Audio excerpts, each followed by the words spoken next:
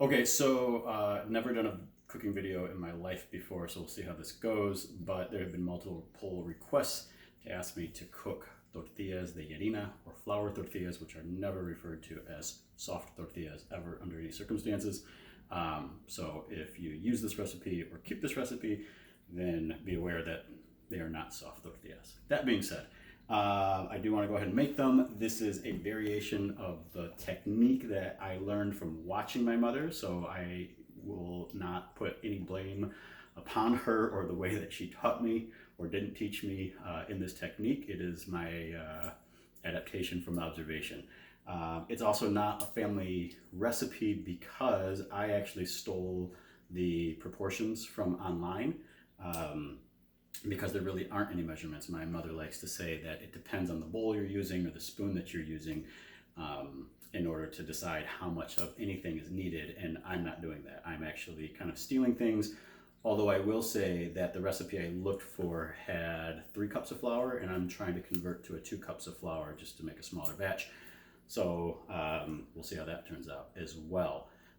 If you were using the larger batch, if you have multiple kids and you wanted to make a batch, the recipe that I'm taking from says 3 cups of flour, a third of a cup of lard, which is traditional, or vegetable shortening, which I'm using, 1 teaspoon of salt, and a cup of what they call very warm water, and I'll show you what that looks like. I'm using 2 cups of flour, 2/3, obviously, a cup of water, a pinch of salt, which is, an official measurement, of course, as well as a little shy of a quarter cup of shortening. So there we have it. So I have put my 2 cups of flour into a bowl. It is not sifted or anything like that. I have my comal already preheating over there, which is the griddle, I suppose. I often use an electric griddle, but this time I thought I'd just, keep it half authentic and do that. We are in the midst, by the way, of putting on backsplash, so I apologize for the look of the kitchen, and also quarantine kitchen. I got dirty dishes out on the counter, so keep it real. So there's that too. So what I'm going to do is fill up my 2/3 a cup of water. So David, you can follow me. Thank you, cameraman. I had the hot water going on. That's a close-up. Yep. For a while. It should be pretty hot water. So I'm going to measure that out first to 2/3 of a cup, which I see is not marked on here, so that's going to be kind of cool. No big deal. And then I'm going to add, like I said, just short of a quarter cup of shortening. So the way that I saw my mother do this is that she would add very hot water to a skillet, and then she would drop the shortening in on a very low heat. People know that water and oil will splatter, so that's not a good thing. It doesn't happen as much with shortening, but also if the heat is very low, then you just don't ever get to that boiling splatter point, which is good. So I have my water in here. I am adding this way, and I just go super easy, modern technique. I hate doing dishes, so I don't use a pan, which means this is going in the microwave. We'll see how that goes. You usually don't have trouble with this splattering either, but we have that going. Normally, when I have that going, I measure out my flour. So we might have to wait on that going. Pinch of salt, so short of a teaspoon, I suppose, or 2/3 of a teaspoon if you're using real measurements. I need a larger fork. You definitely want to mix that up. You want to incorporate the salt in through the flour. It's not like baking where it's going to get in the way of yeast or anything like that, but you certainly want it to be distributed, because if the water grabs a hold of it and turns it into a clump of salt in your mix, then that kind of sucks. So our shortening may or may not be melted. I kind of think it's not. It is not yet. That's going to take a little while. So David, why don't you hit pause? We'll wait till my shortening's melted, and then we'll come back. All right. All right, I got my shortening to melt. So I ended up doing it for about 1.5 minutes. One of the ways of making that a little bit quicker would be to microwave safely, slowly, the shortening by itself, and then to add hot water. The point, though, is that the water should be about as hot as you can bear to touch. You're not going to touch it for a minute, so I probably go a little bit even hotter by microwaving it than I like to touch, but you can see if you get in close that all the shortening is, if you get in close, if you look there, yep, there you go. All the shortening is completely dissolved. There's certainly no splatter, and it's just sort of sitting there on top. You pour that in. There's no well, there's no secret, there's no anything into the flour. And you mix with a fork. So the reason I like to go a little bit hotter than I can stand with my hand is that in this process, it will cool down.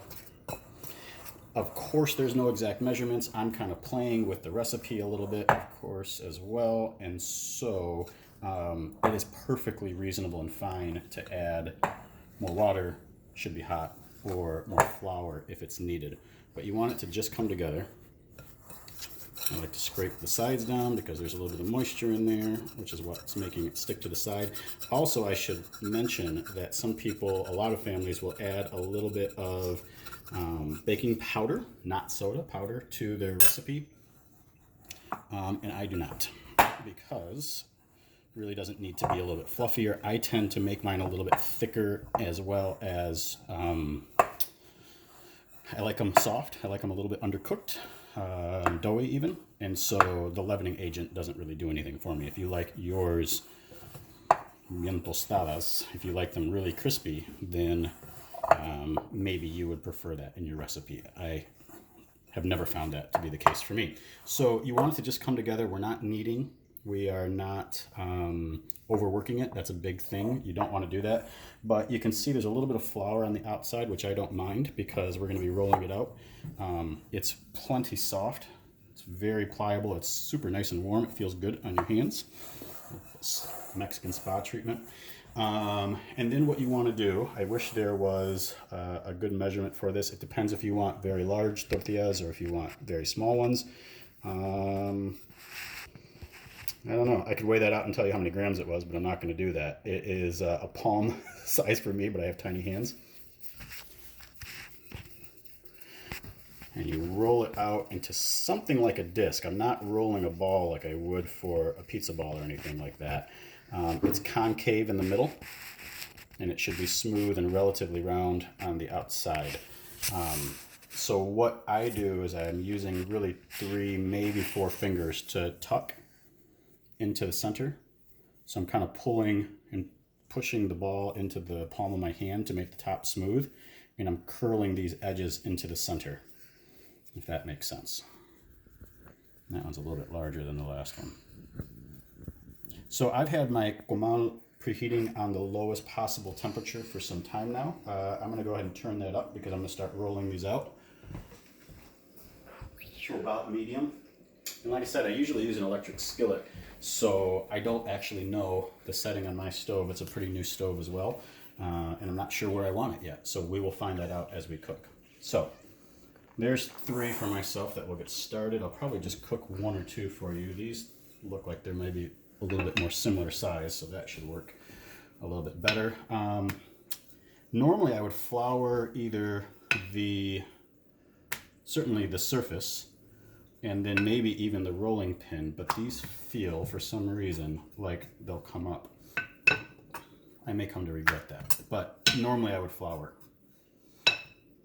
I won't say who in my family is famous for making not round tortillas, so mine may tend to the not round type, but hopefully they do. I tend to be a tiny bit better than that person who I love very much. You roll almost to the edge, and then you stop just a tiny bit short, right? And that's really close for me. My mother would tell me that that is not nearly thin enough, and I will say that the mix tends to rebound. So, so you can roll it out a little bit flatter than you want because it'll thicken as it sits. My brother once pulled a trick on my mom where she rolled one out after saying that we had not rolled them thin enough. And he goes, well, what about this? Is this thin enough? And she goes, that's still a little too thick. And it was actually her tortilla that she had rolled. So they do rebound a little bit. We've always used in my family very flat, the large, not tapered rolling pins. but we tend to like this one a little bit better in our family. So this is actually a little bit weirder for me because all the pressure is in the center of this particular rolling pin. And so you have to be a little bit careful to make sure you're getting the edges with the taper. So, all right, 2 tortillas. These are a little bit on the larger side. I could have went way smaller than that. I like mine a little bit larger, like I said. I don't know if you can tell, but this is the first one I did, and you can tell how much thicker it is. These are about the same size, thickness when I first did it. So I'm just going to give that a quick press because of the rebound. These go on the comal. My guess is that there's probably a hot spot in the middle. You can come over, David. All right. You can hear a little bit of sizzle. I oiled the pan first. They will give it a tiny bit of a sizzle because there's so much moisture in the tortilla. But not much. And you can tell you're starting on this first one to get a little bit of the bubbling. That's a good sign. You can see a difference in some of the thickness and the way that it's cooking. Just began to cook. Yeah. So this is starting to turn a gray color. You can sort of see the pan from underneath. This one is really showing it pretty well. You can almost see like a moonscape. This is going to be a bubble in a minute. If you get a really big, obnoxious bubble, some of it is okay because that's going to give you your color variation and your sort of design in a way. If you get a really big, like I said, obnoxious one, you can literally just smash it down. And if you don't want to use your hands, then you can use a spatula. But I will not be using a spatula today. So these will take a second. Should I pause? Well, let's wait just a minute. You might want to fast forward if you're watching it, but we will stay with it for just a second. Some of the ways of testing for when you want to flip are you can look at just the edges. If you can see a tiny bit of brown on the edge, then that's a good sign. If you do have a hot spot in the middle, then when this is ready to flip, it'll turn to the touch. You see how that one just budged a little bit? And this one's not budging. So they are pretty hot, but it's something of a test of personhood to be able to touch them. Which one would you say is cooked more? Well, this one is going to cook first because I put it down first. But it is a little bit thicker, so we'll see how Only that by goes. a few seconds, right? Yeah, and then this one you can see where the heat of the pan is different. You can tell that line is right there. So this is still pretty raw, and this is starting to cook. So this should probably move a little bit. You can see it budging. Right, This is not. right around here. Yep. So Yep, I'm you can see it on rotating the them camera. so that we can put the part that hasn't cooked as well into the hot spot. That one's going to be trouble, I can tell. Oh, That's all right. We'll figure it out. that ain't good. I'm going to move the whole thing forward a little bit. So we're getting some smoke, which is usually a good sign. Ooh, nice. Could have went a second longer. These, it's okay if you flip them multiple times. So this, I can tell, is going to go back down because it needs a little bit more brown. Yeah, I'd agree. Also, I haven't used this pan in a little while. So there's a little bit of Flip. dust on it. There we go. Whoop, I can hear it sizzling. A little bit. Still that moisture in there. Still touching the oil. So, You want a close-up? Here it is. thank you, David. All right. Well, let's give a pause, and I'll kind of bring us back when we feel like it's a little bit more done and closer to being completed. See you in a sec. So we are back and finishing up now. You can get a good look here at the difference in the color. Compare. So this is a lot more done. You can tell that it's a little bit more of a yellow hue than a white hue. And what I'm really doing is I'm trying to twist them back and forth. You can see there's little spots of sort of done and not done. And so I'm really just trying to point those at the center of the comal because that's the hottest spot, of course. I will say that I'm getting a little bit of smoke here. That's the oil that I put down to just cure the pan. Like I said, I haven't used it in a while. You can tell it was whiter before. It's a little bit yellower now, so even that flip is doing it. They're about done. This is a 20,000 BTU burner, if I remember right. It's a center burner. It's not one of those long ones. And I have it just past medium. I turned the comal up a little bit when we had it paused. Because I want it to have a little bit crispier outside with leaving the center a little bit more done. That one is for sure done. Yep. In fact, it's a little bit overdone. And that was because the the burner was too low. So if it was a perfect world, I'd probably cook them only right here in the middle, and then it would be a more universal cook, and I wouldn't have to do that spinning and turning, but you got to use your own equipment, right? So I'm guessing that is probably done too. Yeah, well, that's a little bit blank on that side, but it's just done, I can tell. So I'm going to turn that off because we are done. We're going to bring these over here. They are crazy hot when they come off, which is kind of nice and kind of not. I can tell that this one is a little overdone. I don't like that. I like them to fold. This one has a little bit more play in it, and it's a little bit foldy. That's the kind I like. That's the kind my mom likes. You can choose for yourself. I think that's about it, right? That's how you make them. If you have questions, obviously leave them and I will try to answer them. But it's really, really simple. It's supposed to be. So please enjoy. Thanks. Stop.